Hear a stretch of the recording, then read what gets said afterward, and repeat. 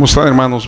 Buenos días, buenas tardes, ya son 12:20 y esta ocasión me es para mí un placer poder compartir la palabra de Dios por motivos que ya la mayoría sabemos. Esta semana compartí a nuestro hermano Carlos Portillo, que no se encuentra con nosotros debido a una situación de una lesión en su pierna y eventualmente una inflamación. Entonces pues yo le doy gracias a Dios como Él tiene el control de todas las cosas, como Él va ordenando todo.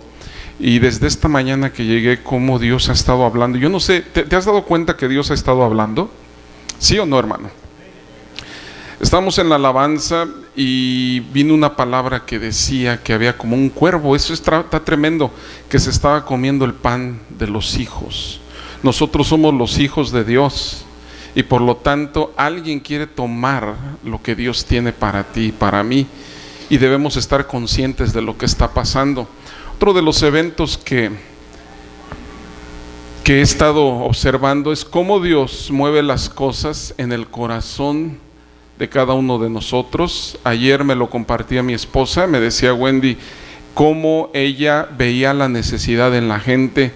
Y hoy en la mañana, Merari, antes de venirse porque se le hizo tarde, resulta que Dios la llevó y le dio una cita espiritual, una cita especial con esta muchacha que ella estaba anhelando tener un acercamiento y una relación. Y Dios tiene todo en sus planes. Yo en la semana he tenido una buena semana, gracias a Dios, pero también he tenido mis adversidades. Y todos en la vida enfrentamos diferentes adversidades que nos están constantemente presentando. Me toca hoy hacer la función de relevista en el caso de mi hermano Carlos, y digo relevista porque he estado toda esta semana viendo un poquito de béisbol. Gracias a Dios aquí nuestro hermano Kenneth nos hizo una invitación a Marco y un servidor a asistir a uno de los juegos. Él juega para los Sultanes de Monterrey, así que la iglesia, la casa de mi padre, vamos a estar orando por Kenneth y por los Sultanes de Monterrey, ¿verdad, hermanos? Sí, hermanos. Y tan importante es el trabajo del abridor como del relevista. O sea, toda la actividad que tenemos que realizar en nuestra vida cristiana tiene una importancia indispensable y necesaria para el grupo al que servimos o para el Dios al que adoramos. Amén, hermanos. Entonces en esta mañana me toca compartir sobre este aspecto fundamental de la importancia de compartir nuestra fe, la diferencia entre la vida y la muerte. Tú sabes que en el corazón de Dios, en el inicio, la muerte no estaba planeada. En el corazón de Dios no existía un anhelo natural de que la muerte surgiera. El Señor Jesús, el Señor Dios Todopoderoso, plantó un huerto en el Edén. Y entonces estableció el orden, puso todas las cosas en orden y puso al hombre y posteriormente a la mujer. Y le dio 7 diferentes actividades para que Adán se hiciera cargo de ese huerto y que pudiera estar al tanto de las cuestiones que se estaban presentando para labrarlo, para cuidarlo y para que se desarrollara. Y ¿sabes algo? Es tan importante que nosotros entendamos que la vida que nosotros vivimos para el Señor tiene un peso para la eternidad.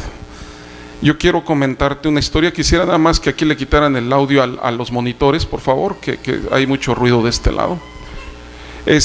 La vida y la muerte es el tema que hoy quisiera compartirte. Qué importante es que nosotros compartamos nuestra fe. ¿Hacia dónde se dirigía esa jovencita? ¿Hacia dónde se dirigía esa mujer, esa muchacha que salía de su casa probablemente con una idea de decir, ya no soporto más esta vida? Quizá con la idea de decir, ya no puedo continuar con esta persona, simple y sencillamente me es imposible. Y nos enfrentamos todos los días a diferentes situaciones en las cuales la vida nos es una carga. Yo puedo ver, y yo quiero decirte que durante este tiempo, la iglesia, así como la profecía lo establecía en esta mañana, la iglesia se encuentra bajo ataque. ¿Te has dado cuenta que la iglesia está bajo ataque? Nuestro hermano Carlos Portillo hoy tenía que compartir y sufre esta situación en su pierna, esta lesión en su pierna. Hace algunos días Alfredo sufrió una lesión de una esguince, una lesión de su muslo, de su pierna, de su músculo. Y eso fue algo que también lo mantuvo unos días alejado. Particularmente yo en esta semana, con todo y que fue muy buena, tuve un dolor constante de estómago y yo dije, bueno, ¿qué es lo que está pasando? La iglesia está bajo ataque. La semana pasada Donnie nos compartía acerca de cómo estaba nuestro corazón y él pudo ver algo que yo también puedo ver incluso al día de hoy. Hay desánimo en el corazón de la iglesia. Y esto es algo que pudiera presentarse como una situación que nos está afectando, y efectivamente nos afecta porque nos desanima, nos desalienta y nos descarrila del propósito de Dios. En la vida de cualquier persona cristiana creyente de éxito, y llamémosle éxito a que vives una vida de constante relación con Dios, que puedes compartir tu fe, que incluso ministras en diferentes actividades a lo largo de la semana en tu iglesia o al grupo celular al cual asistes o en la clase donde tú compartes, pudieras tener un determinado éxito. Y la vida de todos los seres cristianos que estamos llamados a un sacerdocio delante de Dios, hay algo claro que debemos establecer en nuestra vida. Hay tres fuentes principales que pudieran desalentar la vista de cualquier ministro, pero hay una cuarta más que resulta ser la más fatal de las otras tres anteriores. La primera es la fama, la segunda es el dinero, el tercero es la adulación o el amor o la atracción hacia las mujeres o hacia los hombres, dependiendo del ministerio. Pero hay una cuarta más que nadie vemos y que constantemente se quiere presentar, y es el desánimo en nuestras vidas, hermanos. El desánimo es un elemento que viene a desequilibrar completamente la evidente estabilidad o la aparente estabilidad de nuestra vida cristiana, y no solamente en el individuo, sino esto afecta a nuestras esposas, a nuestros hijos, a nuestro entorno, en donde quiera que nos movemos. Estamos tan atareados, vivimos en una sociedad en donde la cantidad de compromisos son mayores a nuestras capacidades físicas, y terminamos por desalentar o hacer a un lado las actividades más importantes que corresponden a nuestra vida espiritual. La vida y la muerte es algo que tenemos que enfrentar en un momento dado. La vida cuando nacemos, la alegría de vivir y la dificultad muchas veces de pasar muchos años de adversidad. Y uno se llega a preguntar, ¿es esto acaso vida? Y mucha gente dice, preferiría la muerte, ¿no es así? No, la gente dice, no, pues ya ojalá me muriera y esto se acabara. No es así. Pero ¿sabes qué? Dios en su plan original estableció la vida como un propósito fundamental para la humanidad. Tu vida no fue diseñada para andar dando tumbos. Tu vida no fue diseñada para enriquecerte y olvidarte completamente de Dios. El salmista lo decía, Señor, no me des más para que me olvide de ti, ni menos para que blasfeme tu nombre.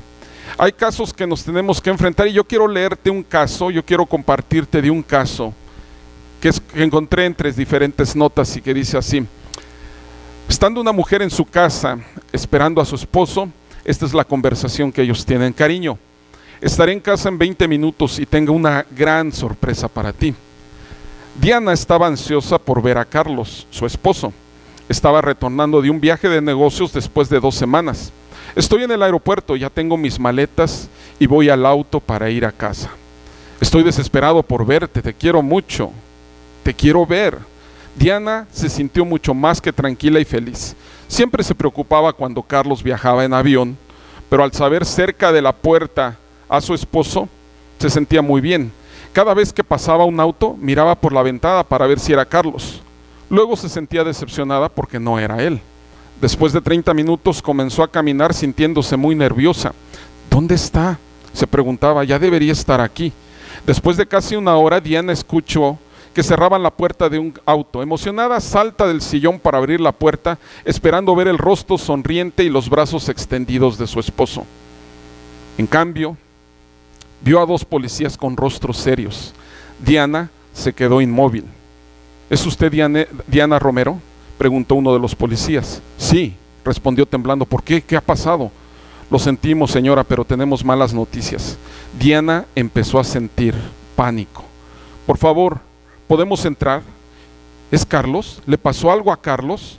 Señora Romero, sentimos mucho decirle que su esposo ha muerto.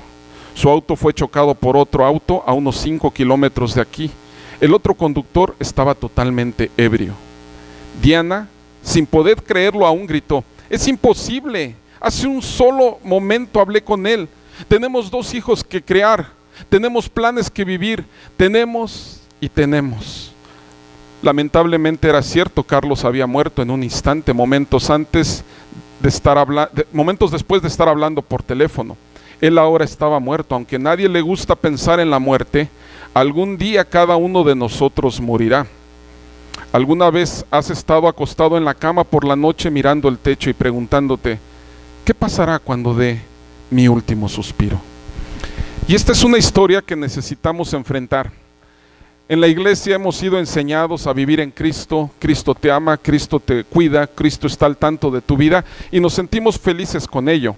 Pero hoy en día nos encontramos ante circunstancias en las cuales la muerte es más que evidente y lo vemos en diferentes personas, pero nunca pensamos en el momento en que la tengamos que enfrentar. Y entonces nos llegan a nuestra mente aquellas preguntas que como cristianos debemos hacernos, aquellas preguntas que nosotros debemos incluso preguntar a la gente que está en nuestro entorno. La palabra de Dios nos enseña que Dios está en el cielo y muchos de nosotros hoy en día, aún cristianos, he escuchado decir gente que ha ido a seminarios decir: bueno, el cielo es un lugar filosófico, el cielo es un lugar metafórico, el cielo está aquí, el cielo lo haces tú, o el mismo infierno también lo haces. Y esos pensamientos han confundido no a unos cuantos, han confundido a millones de personas. El cielo es algo real. La palabra de Dios nos asegura en repetidas ocasiones que existe un lugar de belleza extrema y de un gran esplendor llamado el cielo. Existe. Eclesiastés capítulo 5 versículo 2 nos dice: porque Dios está en el cielo. Dios está en el cielo y el cielo está el trono de su poder, hermanos. En Jeremías 23, capítulo 23, versículo 24 dice: ¿no lleno yo, dice Jehová, el cielo y la tierra? En el capítulo 21, versículo 21 de Apocalipsis dice que las calles del cielo están cubiertas de oro puro. Los que lleguen ahí entonces compartirán con los ángeles ese lugar de eterna paz y gozo. Mateo 18:10 lo dice. Además, en el capítulo 5, versículo 12 dice: y recibirán el eterno galardón. Lo mejor de todo esto, hermanos, de este lugar, es que Dios desea que ahí vivamos para siempre. El propósito original de Dios, hermanos, es la vida. Dios desea que tengamos vida y vida en abundancia. Eso lo dijo nuestro Señor Jesucristo. En Juan 14, versículo 2 y 3, dice: Jesús dijo: en la casa de mi Padre muchas moradas hay. Si así no fuera, yo os lo hubiera dicho. Voy pues a preparar lugar para vosotros, y si me fuere y os prepararé lugar, vendré otra vez y os tomaré a mí mismo, porque donde yo estoy, vosotros también estéis. Como lo dije, muchos escépticos afirman que no hay cielo, pero el que ellos sean incrédulos no cambia la realidad de lo que la palabra de Dios dice.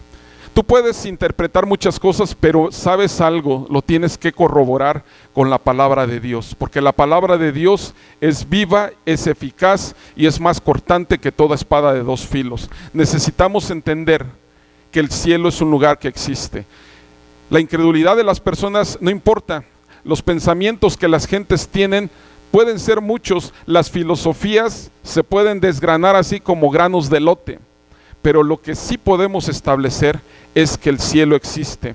Fíjate como dice este ejemplo: durante una tormenta de nieve en una fría noche de diciembre, un agricultor de Minnesota estaba viendo las noticias por la televisión.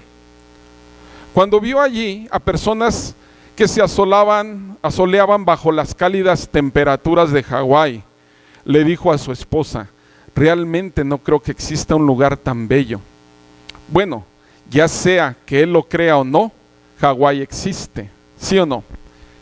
El que no tenga la condición climática en su localidad no significa que aquel lugar no exista. Así es el cielo, hermanos. Así es el cielo. Necesitamos entender que nosotros, cuando creemos en nuestro Señor Jesucristo, cuando le hemos pedido que Él entre a nuestro corazón y sea el Señor de nuestras vidas, entonces entenderemos que tenemos un boleto destinado para el cielo.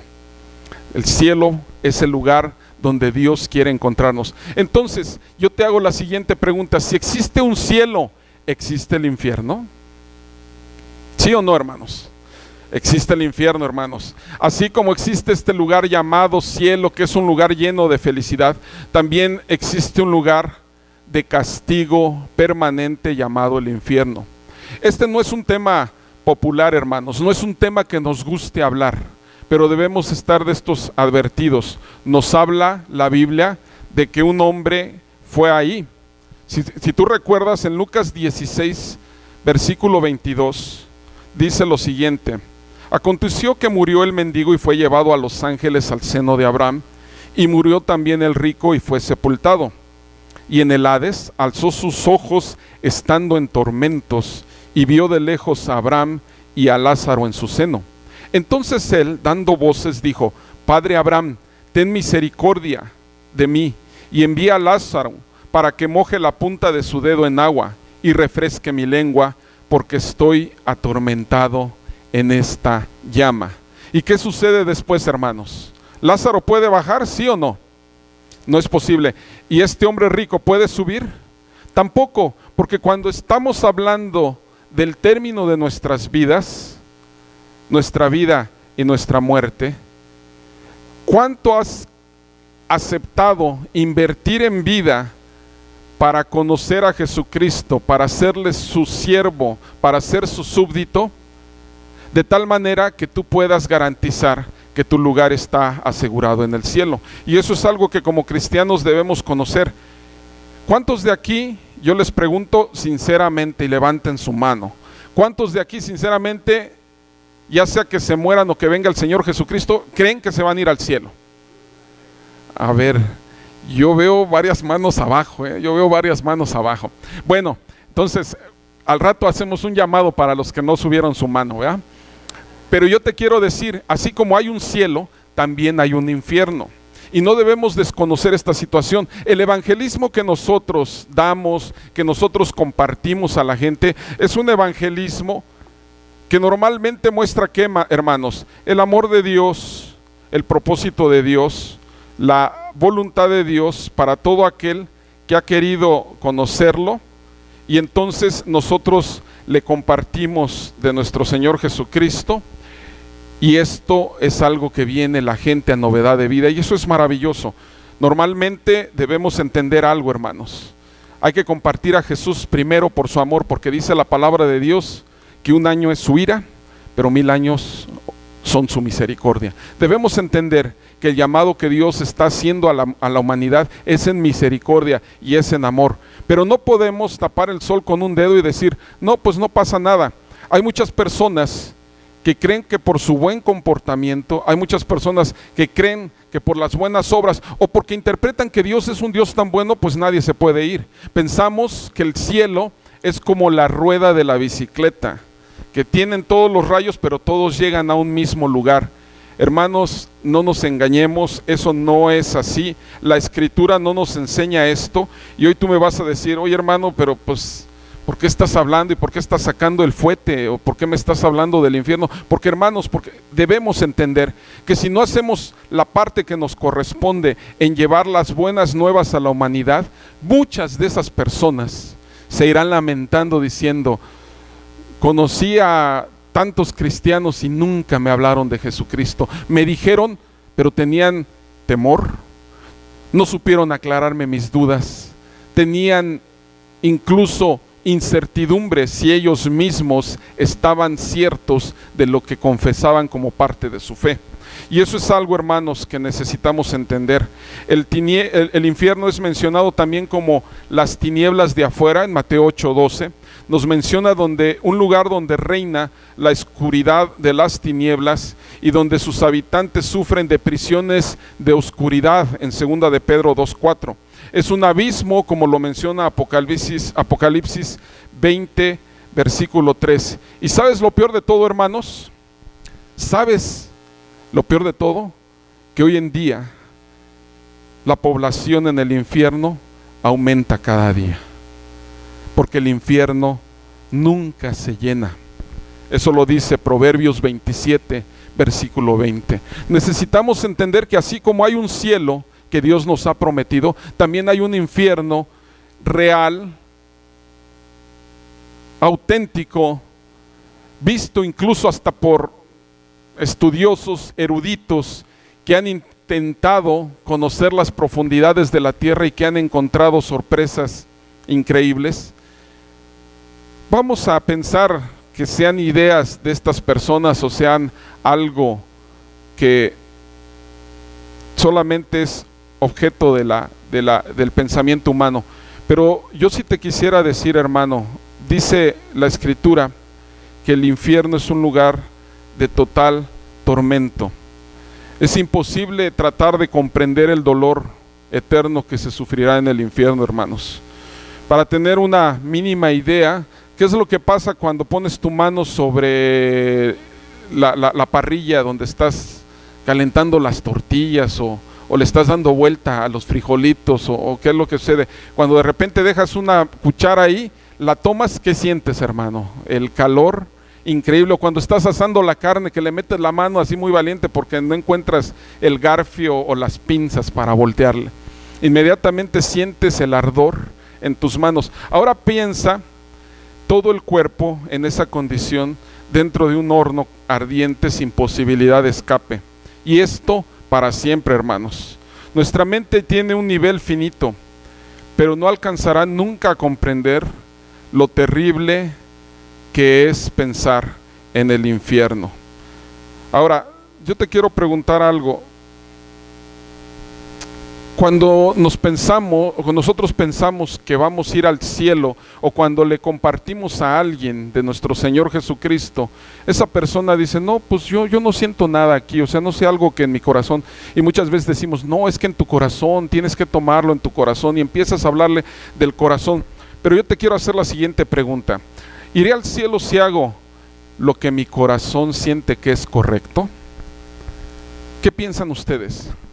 ¿Iré al cielo si hago lo que mi corazón me indica que es lo correcto? No, hermanos, no, hermanos. La peor equivocación que podemos cometer como seres humanos es hacer lo que tu corazón le parece correcto, hermano. Y tú puedes decir, entonces no valen esos heartbeats o los, ¿cómo se llama? Estas de corazón, una corazonada. Las corazonadas no sirven. Bueno, yo te quiero decir lo que dice Proverbios 28, versículo 26. El que confía en su propio corazón es necio.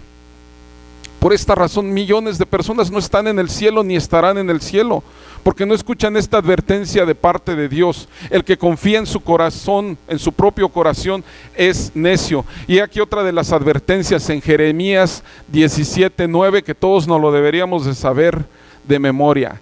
Engañoso es el corazón más que todas las cosas, y perverso. ¿Quién lo conocerá? Cuando tengas que tomar decisiones en relación a la eternidad, o cuando le estés compartiendo a alguien acerca de tomar las decisiones acerca de la eternidad, pídele, ignora lo que siente tu corazón. Eso es algo sabio. Y si tú conservas estos dos, porque tu corazón te va a engañar, porque el enemigo está constantemente bombardeando tu corazón. Constantemente te está diciendo, ¿para qué vas a la iglesia? Constantemente te está diciendo, ¿para qué necesitas un Dios? Constantemente está diciendo, yo estoy bien, tengo mis capacidades, tengo mis talentos, tengo mis habilidades. Y entonces tomamos una de las frases célebres, yo soy el arquitecto de mi propio destino. O como diría aquel cantante, lo hice a mi manera. Sufrí y lloré, pero todo lo hice a mi manera. Y empiezas tú y las mujeres hacen, ¿no? Y los hombres dicen, tarán, tararara, ¿verdad? Y estamos muy felices cantando e interpretando lo que el mundo nos quiere enseñar. Pero ¿sabes qué? No es a tu manera, no es a mi manera, es a la manera de Dios. No te dejes guiar por el corazón. No te dejes guiar por ese corazón de aquella jovencita que dijo, pues vámonos porque pues a lo mejor no es el tiempo, ¿verdad? Ya nos quería engañar el enemigo con eso, pero Dios es fiel en misericordia y ve las intenciones auténticas en nuestra voluntad. Y Él pone el querer como el hacer por su buena voluntad, y entonces nuestro corazón, aunque esté en luchas de que si debemos o no debemos, lo correcto es dar el paso de fe, hermanos. Necesitamos, iglesia, hoy en día ir y compartirle de nuestro Señor Jesucristo a la humanidad. Ahora, ¿por qué te digo esto, hermano? Porque hay dos eventos que dominan la historia humana. Ya te lo dije, la muerte introducida por Adán y la vida restaurada por nuestro Señor Jesucristo. Capítulo 5 de Romanos, dicho sea de paso, ¿cuál sería el capítulo, cuál sería el libro que más debiéramos los cristianos conocer para compartir nuestra fe sin estar en dudas? ¿Cuál es el capítulo, el libro? ¿Alguien lo sabe? Juan, por ahí escuché otro. ¿Quién? Romanos. El capítulo 5 de Romanos y capítulo 6 nos enseñan totalmente todos los versículos que necesites para compartir de la fe de Jesús. De repente dices, ay, es que el hermano Hugo es muy bueno, pues porque él tiene muy buena memoria, lee la Biblia y pues se sabe como 400,000 versículos. Con que te leas el capítulo, es decir, con que te leas el libro de Romanos, porque te va a enseñar tus deberes en Romanos 12, te va a enseñar los principios de la salvación, los principios de la justificación por medio de Jesucristo, y te va a enseñar a ser un cristiano más fuerte y más maduro. Dice Romanos 5, versículo 12, por tanto, como el pecado entró en el mundo por un hombre, y por el pecado la muerte, así la muerte pasó a todos los hombres, por cuanto todos pecaron y están destituidos de la gracia de Dios. Pero Romanos 6:23 dice, porque la paga del pecado es muerte, mas la dádiva de Dios es vida eterna en Cristo Jesús, Señor nuestro. Nosotros debemos entender, hermanos, que así como el pecado entró para muerte por una persona, así también la gracia, la justicia y la redención para vida eterna mediante Jesucristo, Señor nuestro, entró por este varón. Y nosotros debemos pensar en algo y debemos interpretar algo claramente. Al finalizar nuestra vida, cuando nuestra vida llega a su fin, debemos entender que como hemos sido constituidos seres trinitarios, así como Dios es trino, nosotros tenemos espíritu, alma y cuerpo. Y hace un rato compartí a los hermanos que se van a bautizar. ¿Cuántos bautizos hay? Y bueno, no un rato, la semana pasada me decían uno. En realidad son 3 tipos de bautizos los que hay. Para nuestro espíritu cuando nacemos de nuevo, para nuestra alma cuando recibimos el poder del Espíritu Santo y nos movemos en el nivel y en la cuarta dimensión que algunos autores por ahí mencionan, que es el nivel espiritual, y en nuestro cuerpo cuando nos bautizamos en agua. Por eso yo les dije a los hermanos, es muy importante que ustedes decidan tomar esta decisión y hacerlo como un acto de obediencia y un acto de discipulado para caminar en los principios de nuestro Señor. De esa manera, nuestro espíritu, alma y cuerpo como seres debemos entender algo claramente. Dice la siguiente expresión: al finalizar la vida de una persona, solamente hay 2 destinos, una para el cristiano y otra para el no cristiano. Para el cristiano, ¿dónde va su cuerpo, hermanos? ¿Dónde va su cuerpo? ¿Alguien puede leer Primera de Tesalonicenses capítulo 4 versículo 13 y 14? Fuerte, por favor. Primera de Tesalonicenses capítulo 4 versículo 13 y 14.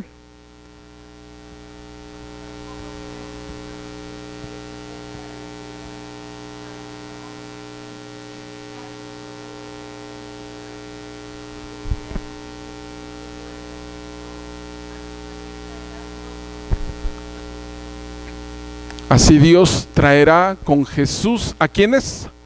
A los que durmieron en Él.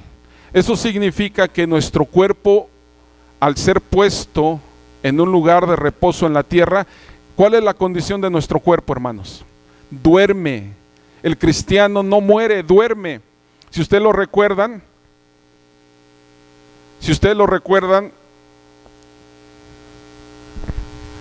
el Señor Jesús, ¿qué dice acerca de Lázaro? No ha muerto, sino ¿qué? Sino duerme. Esa es la condición del cristiano. El cristiano, su cuerpo duerme. Por eso es que hay una disputa entre si al morir debemos ser incinerados o no ser incinerados, entre si está bien o está mal. Lo que te quiero decir es que el cuerpo del cristiano que tiene a Jesús como su Señor y Salvador duerme, pero su alma, ¿a dónde va, hermanos? Su alma va a la presencia de Dios. Segunda de Corintios capítulo 5, versículo 8.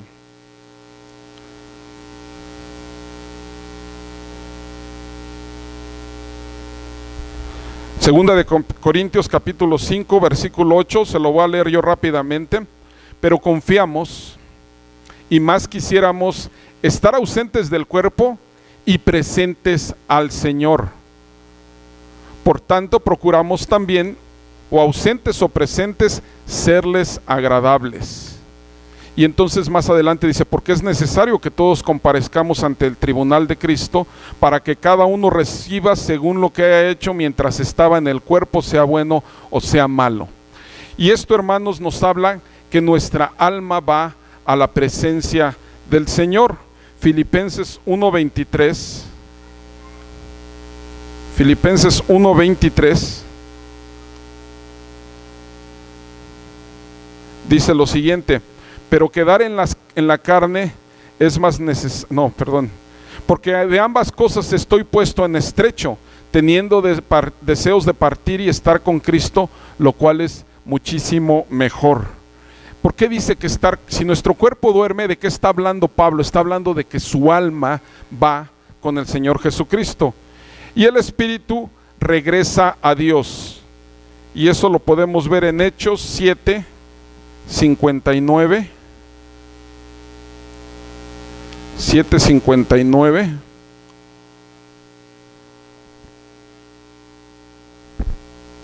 Perdónenme, Hechos. No, aquí me falló la referencia.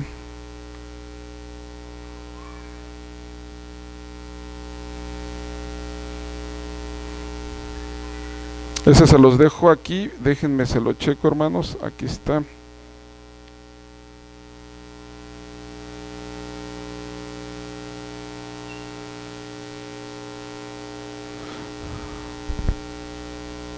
Es el caso de Esteban, hermanos, es el caso de Esteban. ¿Sí? ¿Sí estoy bien? ¿Alguien lo quiere leer, por favor? ¿Sí?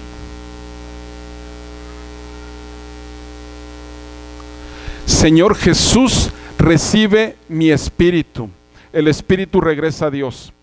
Ese es el primer destino. En el cristiano, el cuerpo duerme, el alma y el espíritu regresan a Dios, según la Escritura. Pero hay un destino no tan favorable para aquel que no recibe al Señor Jesucristo. La persona que no quiso conocer a Dios y el amor de Dios, aquella persona que no aceptó a Jesús como su Salvador, su cuerpo regresa al lugar donde fue tomado. Eclesiastés capítulo 12 versículo 7, es decir, su cuerpo vuelve al polvo, hermanos. Su alma regresa a Dios en ese mismo versículo. Eclesiastés capítulo 12 versículo 7, la primera parte: su cuerpo vuelve al polvo, pero su espíritu regresa a Dios. Y el alma es la que toma el lugar que le corresponde al rico. El alma de esa persona va al infierno, hermanos. Entonces entendamos algo claramente, hermanos. Cuando recibimos a Jesús como nuestro Señor y Salvador, tenemos una gran diferencia. El alma del cristiano regresa a Dios, pero el alma del no cristiano se va al infierno, hermanos, por el mismo ejemplo que les mencionaba hace un momento. Dios desea que todos procedamos al arrepentimiento. Dios desea que los seres humanos seamos convencidos por un amor perdonador. Eso lo vemos también en Juan 3:16. De tal manera Dios amó al mundo que dio a su Hijo para que todo aquel que en él cree no se pierda, mas tenga vida eterna. El corazón de Dios y el deseo primordial de Dios es que la gente proceda al arrepentimiento. El deseo primordial de Dios es que seamos convencidos de maldad, de pecado y de juicio. Quiere dejar claro que su amor está primero, pero para aquellos que no desean el amor de Dios, entonces conocerán las consecuencias de sus decisiones. Y entonces viene la tercera pregunta que tengo que hacerte esta mañana, hermano, esta tarde. ¿Acaso un Dios amoroso enviaría gente al infierno? ¿No han escuchado? Es que Dios es amor. No, pues si Dios es amor, todos somos sus hijos. ¿Es eso cierto, hermanos? ¿Es eso cierto? Todos somos sus hijos y por lo tanto pues no tenemos ninguna razón por la cual estar preocupados de que porque todos vamos a estar ahí juntitos en el cielo, apretaditos, ¿verdad? Pero ahí vamos a estar todos juntos. ¿Es esto real? Yo quisiera decirte que según la palabra de Dios, la respuesta nuevamente a esta pregunta, ¿acaso un Dios amoroso enviaría gente al infierno? La respuesta es sí, hermanos, sí. Esta pregunta que muchos pueden dar a entender es que Dios es injusto, porque mucha gente va a ir al infierno, pero Él no es injusto, hermanos. La verdad es que Dios no envía a las personas al infierno de forma arbitraria, sino que estas personas eligen ir allá. Las personas son las que toman la decisión en ir al infierno y utilizar o encontrar en el infierno como su lugar para pasar la eternidad. Dios sufre por ello. Nadie sufre más que Dios por ello. Dice en 2 de Pedro, capítulo 3, versículo 9. El Señor es paciente. El Señor es paciente. El Señor está esperando que no perezca ninguno, sino que todos procedan al arrepentimiento. Dios es paciente. Dios quiere que el corazón y la vida de cada creyente se encuentre con Él. Él tiene la paciencia y está llamándonos, y Él está mandando su mensaje de amor al pecador. Jesucristo te ama, Jesucristo es tu Señor, y nosotros debemos de ser sus embajadores. Dice en Ezequiel 33, versículo 11, vivo yo, dice Jehová el Señor, que no quiero la muerte del impío. En otras palabras, Dios nos ama tanto que pagó el precio para librarnos del infierno. Ese lugar nos correspondía a toda la humanidad, hermanos, pero envió a Jesucristo, su único Hijo, para sufrir una muerte terrible en la cruz y para que pudiéramos escapar de esas llamas del infierno. Sin embargo, en este amor perfecto, eso debemos tenerlo como una claridad en nuestra vida. Sin embargo, en este perfecto amor y en este perfecto plan, Dios también nos da una libre voluntad. Hace un momento yo les preguntaba a los hermanos que se iban a bautizar en agua, ¿por qué se quieren bautizar? ¿Porque es una obligación? ¿Porque alguien les pone una pistola en la cabeza? ¿Porque alguien les forza? Y no, llegamos a la conclusión de que todas las personas que quieren recibir el bautismo en Cristo, bautismo en el Espíritu Santo y bautismo en agua, deben poner en práctica su voluntad, su libre albedrío. Y esto es algo que Dios quiere, hermanos. Dios quiere que utilices este libre albedrío para aceptarlo por medio de la salvación que Él nos ha dado, pero también en este libre albedrío tenemos la oportunidad de rechazarlo. Si lo rechazamos, no podemos omitir las consecuencias. El infierno es el lugar de destino y es la culpa nuestra y no de Dios. Esto significa, hermanos, que debemos entender que el amor de Dios sobrepasa todo entendimiento. El amor de Dios es alcanzar a toda la humanidad y que se vuelva de sus pecados, pero eso no está sucediendo, hermanos, eso no está sucediendo. Fíjense este ejemplo que les quiero dar. Imaginen ustedes un preso que espera la pena de muerte y está a punto de ser ejecutado.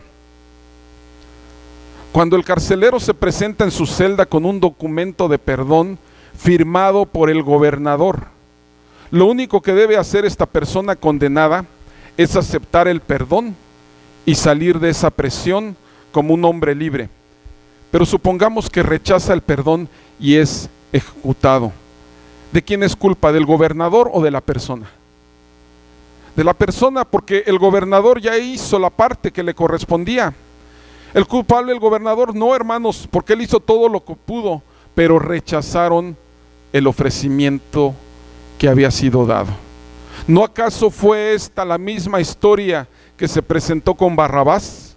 Un hombre malo, un hombre que merecía el juicio, y sin embargo, ¿qué dijo la humanidad? Queremos a Jesús en lugar de Barrabás. Barrabás estaba condenado a la muerte. Barrabás era un hombre malo que había sido asesino, había hecho muchos males durante su tiempo. Pero ¿qué fue lo que sucedió? Le llega el dictamen y dicen: hoy eres perdonado. Y él seguramente fue el primero en decir: ¿pero por qué? Estaba sujeto y estaba seguro que la muerte era lo que le esperaba. Y sin embargo, le dicen: hay un hombre, Jesús, el cual ha sido seleccionado, y el gobernador ha establecido que hoy iba a ser suelto un hombre, Jesús o tú. La gente ha pedido que Jesús fuera sacrificado y que tú fueras libre. Entonces Barrabás se da cuenta que en ese momento todos sus pecados son perdonados por medio de Jesús. Y no obstante eso, todavía vemos más adelante en la Escritura cómo aquel hombre que estaba crucificado junto a Jesús, a los costados habían dos ladrones. Uno de ellos decía: si eres Jesús, si eres el Hijo de Dios, sálvate tú y sálvanos a nosotros. Si eso es cierto, todavía cuestionaba el poder de Dios. Pero el otro le dijo: ¿no te das cuenta que Él está aquí sin deber nada? ¿No te das cuenta? Seguramente ese ladrón había escuchado de la fama de Jesús y seguramente seguía con sus cuestiones de maldad. Y lo capturaron, pero escuchaba de Jesús, y cuando se da cuenta y voltea y ve que es Jesús el que está crucificado y está junto a él, ese hombre en ese momento se da cuenta de que el Hijo de Dios estaba siendo juzgado de forma ilegal, con todas las premeditaciones, alevosías y ventajas que pudieran haber. Y en ese momento le dice: Señor, cuando estés en tu reino, acuérdate de mí. Y Jesús, en medio de su sufrimiento, cuando pareciera que la vida llegaba a su fin, en ese momento le dice: de cierto te digo que hoy estarás conmigo en el paraíso. Y eso es algo maravilloso, hermanos, la salvación que Dios nos ha dado, la salvación que Dios quiere que nosotros llevemos. La cuarta pregunta que te quiero hacer: ¿iré al cielo si me esfuerzo por hacer el bien? Voy a ser buena persona, no me meto con nadie, soy buen vecino, saludo a las personas, asisto a un grupo de ayuda, todo está bien. Yo realmente no necesito a Dios. Hay otras personas que sí lo necesitan, pero yo no. Yo he hecho muchas obras, he ayudado a los pobres, de repente he ido en campañas, he hecho labor social, voy a los hospitales, hago miles de cosas. Por lo tanto, seguro que yo voy a estar con Dios. Millones de personas hoy en día esperan ganar el cielo si se esfuerzan al máximo por hacer el bien. Sin embargo, la Biblia dice que aún lo mejor en nosotros nunca será suficiente. Lo mejor que tú puedas tener nunca será suficiente para alcanzar la gracia de Dios. Isaías 64:6 dice: si bien todos nosotros somos como suciedad, y todas nuestras justicias como trapo de inmundicia. Salomón dice, como el rey más sabio sobre la humanidad, dijo en Eclesiastés 7:20: ciertamente no hay hombre justo en la tierra que haga el bien y nunca peque. El apóstol Pablo más adelante escribe en gran parte del Nuevo Testamento y en sus diferentes cartas lo siguiente: y yo sé que en mí, esto es, en mi carne, no mora el bien. Romanos 7:18. Pablo también afirma en Romanos 3:10, como está escrito: no hay justo ni aún uno. La Biblia establece entonces claramente que ninguno de nosotros irá al cielo por sus buenas obras, y esto quiero hacer una referencia con mis estudiantes de las doctrinas leche de los miércoles. ¿Las buenas obras nos salvan? No. Pero hay unas obras de justicia que nosotros debemos desarrollar toda vez que hemos pedido que Jesús sea nuestro Señor y Salvador. La Biblia nos enseña también que si tú crees que por tu esfuerzo propio te vas al cielo y te esfuerzas por hacer el bien, entonces vas a sufrir una enorme decepción. Ahora bien, todo esto pudiera ser un tema para gente que no conoce de Dios. Todo esto pudiera ser un tema de, pues hermano, yo todo eso me lo sé. Yo todo eso que me acaba de mencionar me lo sé de memoria. Es más, esos versículos que tiene me los aprendí cuando iba en la dominical. Pero yo te quiero preguntar, hermano, yo te hago las siguientes preguntas. Hace un rato Merari mencionaba del hogar aquel donde se oían gritos, lloros, maledicencias, maltratos. Yo te pregunto, ¿tu casa es una casa donde habita Cristo o es una casa donde Cristo es solamente una religión? ¿Tu casa es un lugar donde hay luz? ¿Tu casa es un lugar de oración? ¿Es un lugar donde hay lectura de la palabra? ¿Tu casa pertenece a un grupo de una congregación donde hay algo vivo? Donde te mantienes con un grupo cristiano vivo que vibra, que te mantiene con grandes expectativas para llegar a ese lugar especial que Dios nos tiene preparado. ¿Es tu casa un lugar de luz? ¿Es tu hogar un lugar donde se estableció el tabernáculo de Dios? Y te puede sonar como que, ay hermano, no le exagere, como que el tabernáculo. Bueno, yo nada más te quiero decir, tú como padre estás fungiendo la labor de sacerdote. ¿Estás cumpliendo con la labor de enseñar a tu esposa y a tus hijos? ¿Tu esposa y tus hijos conocen, saben y siguen a Cristo? ¿Les ministras a tus hijos y a tu esposa lo que tiene que ser ministrado? ¿Reciben ellos enseñanza de parte de ti? Yo estoy hablando al varón. ¿Están siendo educados y están llenando su vida de convicciones? ¿O todo lo que dices entra por aquí, sale por acá? ¿Cómo es tu casa? ¿Cómo es tu casa? ¿Tu casa es una casa de refugio? ¿Tu lugar donde vives es un lugar donde se respira la presencia de Dios? ¿O se encuentran esa serie de maledicencias? Donde el ruido del estéreo, donde el ruido de la televisión, donde el ruido de los niños es el común denominador.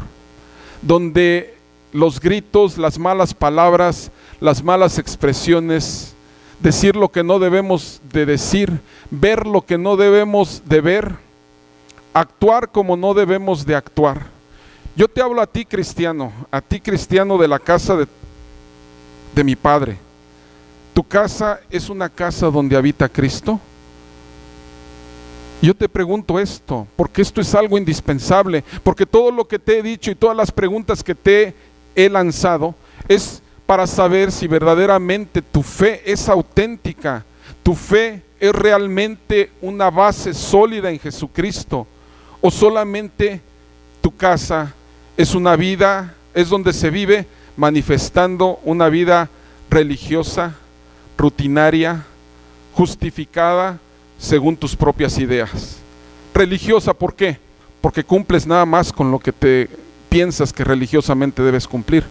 Porque piensas que con un servicio en domingo es más que suficiente para mantenerte firme el resto de la semana. Porque piensas que con el mensaje chiquito que escuchaste, con eso tienes alimento para el resto de tu semana. Yo te quiero preguntar, ¿cuántas veces comes al día? ¿Cuántas veces comes por semana? ¿Cuántas veces alimentas tu cuerpo? De promedio yo te diría, así bajita la mano, de 20 a 22 veces si hacemos la matemática básica. 7 por 3, 21 más o menos, ¿no? 18, 20 por ahí. Y ahí los más sufridos porque están ayunando, que también está bien, 15. ¿Sí o no? Yo te pregunto, ¿cuántas veces alimentas tu vida espiritual? ¿Cómo alimentas tu vida espiritual? Y mucha gente de aquí pudiera pensar, bueno hermano, dime tú, y yo te diría, ¿cómo? ¿Alimentas tu vida con la lectura de la palabra? ¿Tus hijos, tus hijas conocen a Jesucristo? ¿O solamente vienen porque tú los traes? ¿Para ellos Jesús se les ha convertido en una religión o realmente es una novedad de vida? Te pregunto si es rutinaria. ¿Cuál es tu diaria actividad? Trabajo, casa y un poquito de distracción.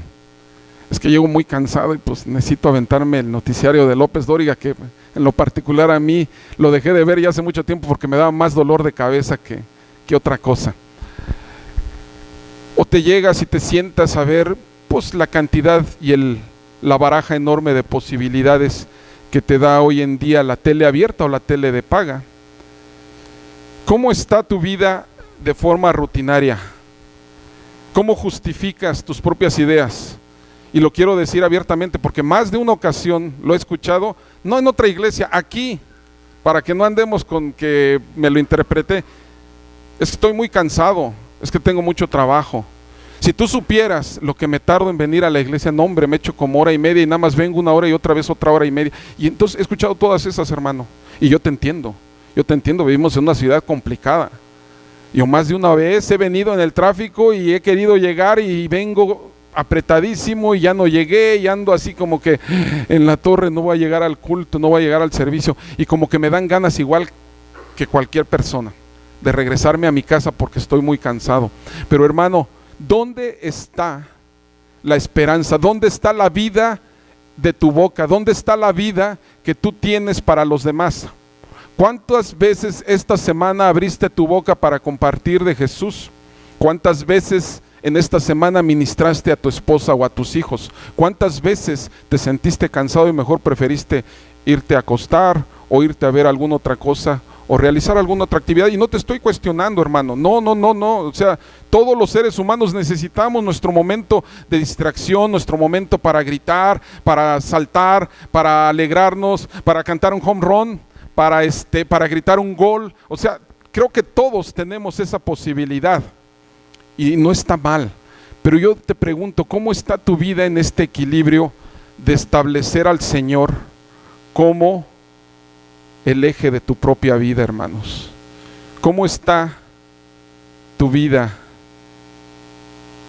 en relación a tu vida diaria, a tu vida cristiana? Dice la palabra de Dios, y Él dejó en su bendita palabra un pasaje que yo quisiera que lo abrieras en tu escritura. Juan 13, 34 y 35. El Señor Jesucristo deja claro en su bendita palabra que nos conocerían por una característica especial. Yo te quiero decir, hay muchas formas de mostrar el evangelio. Hay muchas maneras. Puedes compartir tu fe en cualquier lugar, puedes invitar a tus amigos, aunque no deseen venir o aunque no quieran venir, puedes seguir trabajando porque Dios hará su obra en su propio tiempo. Puedes estarles diciendo, yo soy testigo de que a uno de mis compañeros que más aberraba lo que yo le compartía de Jesús, al paso de unos años se lo encuentra una de mis hermanas y le dice a mi hermana, tú eres hermana de Javier Muñoz, y dice, sí, me llamo Nancy. No, le dice, ¿cómo te llamas? Dice, Nancy. Nancy, ¿qué? Nancy Muñoz. ¿Tu hermano es Javier Muñoz? Sí. Quiero que le digas que hoy en día estoy en el Istmo de Tehuantepec compartiendo de Jesucristo, porque él fue una de las personas que no se cansó en estarme compartiendo de Jesucristo a pesar de que yo lo rechacé. No te apures. Lo importante es que tú compartas tu fe de la manera en que tú quieras. Agárrate el libro de Romanos, memorízate 5 o 6 versículos y compárteselos a tus amigos, a tus vecinos, a tus hermanos, con la gente que trabajas, con la gente que convives. Menciónales el amor de Dios. No les pidas en este momento, no, pues es que yo soy mal cristiano o soy malo para el evangelio, porque toda la gente que le comparto pues ni viene. No te desanimes, Dios hace la obra. La forma en que tú compartes no debe ser una repetición de algo. Apoya tu vida, apóyala con versículos que tengan certeza para tu propia vida, porque lo que tú crees normalmente lo compartes con total certeza. Debes también tener siempre, si te es posible, un folleto a la mano. Puedes llevarlo en tu bolsa, en tu saco, o puedes llevarlo en cualquier lugar. Trata primero de compartirles. Una de las maneras más maravillosas que puedes acercarte a la persona que necesita recibir de Cristo es que le digas: ¿tiene una necesidad usted? ¿Podría pedir a Dios en oración por su vida? Yo le veo triste. ¿Me permite hacer una oración a Dios por usted? Menciona esto, inténtalo y ve los resultados. Muchas personas están desesperadas. Esa muchacha iba saliendo llorando y le dijo: Dios las mandó a ustedes. Encuéntrate en esa cita divina, comparte de Cristo, ve la aflicción, ve la necesidad en el corazón de los demás y haz una oración y diles: Jesús es la respuesta para sus necesidades. Haz una oración. En mis primeros años de cristiano, yo fui a compartirle a uno de mis tíos que estaba, un tío abuelo, estaba en el borde de la muerte y estaba en el hospital. Y yo, con mi poquito conocimiento de la palabra de Dios, porque tenía como 6 meses de ser cristiano, llegué con mi Biblia y me puse a leer los versículos que me habían llamado la atención. Mi tío estaba acostado en esa cama y estaba en el punto y en el borde de la muerte, y lo veía con mucho sufrimiento. Y yo le dije: tío, ¿me escucha? Y me dice: ¿quién eres? Le digo: soy tu sobrino Javier, tío. ¿Cómo estás, hijito? Bien, tío, ¿cómo está usted? Y la historia, bueno, va. Le empecé a compartir de Jesús y le dije: tío, usted está a un punto de irse con Dios. ¿Hacia dónde se va a ir? Y él me dijo: tengo mucho miedo, tengo mucho temor. Y le dije: ese temor se va a ir si usted le permite a Jesús ser su Señor y Salvador. Y mientras yo le estaba compartiendo, yo no me di cuenta, pero él recibió a Cristo como su Salvador. A los 3 minutos salgo, entra otra persona y me dice su esposa, se llamaba Adolfo, dice: Adolfo ya perdió la conciencia, ya no entiende nada. Dice: ¿hablaste con él? Le digo: sí. Dice: ¿sí te entendió? Le digo: sí. Le digo: pues es que él me estaba contestando todo lo que yo preguntaba. Le digo: él repitió una oración. Y entonces me dice: wow, dice, esto es increíble. Entonces yo me voy en ese momento y volteo y veo 5 o 6 señoras llorando y están con mi madre. Y entonces cuando me acerco, mi madre se pone a llorar y me voltea a ver y me abraza. Dice: él es mi hijo. Y yo dije: ¿de qué estás hablando? Dice: es que ahorita estas señoras salieron de ahí y dijeron: había un sacerdote jovencito que vino y le compartió a este hombre, le habló tan bonito, dice, que nosotras hicimos también la misma oración que le estaba pidiendo que hiciera. Hermano, tú no sabes de qué manera Dios te va a usar. Lo importante es que estés ahí, que estés dispuesto. ¿Cómo está tu casa? Y cuando hablo de tu casa, es tu casa física, pero ¿cómo está tu casa aquí adentro? ¿Está hecho un desorden? Pide a Dios que venga a poner orden. ¿Necesita al Salvador? Pídele a Dios que venga y que ponga orden en tu vida. Dice la palabra de Dios en Juan 13, versículo 34: un mandamiento nuevo os doy, que os améis unos a otros como yo os he amado, que también os améis unos a otros. En esto conocerán todos que sois mis discípulos, si tuvieres amor los unos por los otros. Yo te quiero pedir que leas este versículo nuevamente. ¿Cuántas veces está diciendo Jesús acerca del amor? Que os améis unos a otros como yo os he amado, así os améis unos a otros. Y en esto conocerán todos mis discípulos, que sois mis discípulos, si tuvieres amor los unos por los otros. Tu testimonio más fuerte también puede ser cuando tú muestras el amor de Jesús los unos por los otros. Esta es tu iglesia, esta es tu casa espiritual, esta es tu familia espiritual. Yo te quiero pedir, voltea en este momento por 30 segundos, 10 segundos y voltea a ver a la persona. ¿Por qué no le regalas una sonrisa a la persona que está junto a ti? Regálale una sonrisa. Allá Camilo,